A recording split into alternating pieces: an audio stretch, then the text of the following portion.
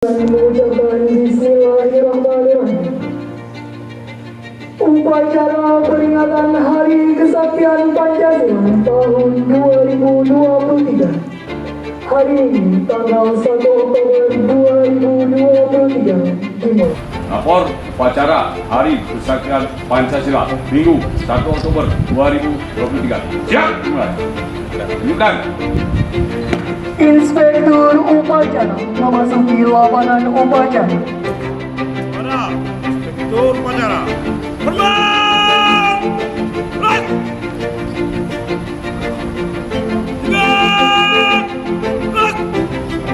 Laporan komandan upacara kepada inspektur upacara.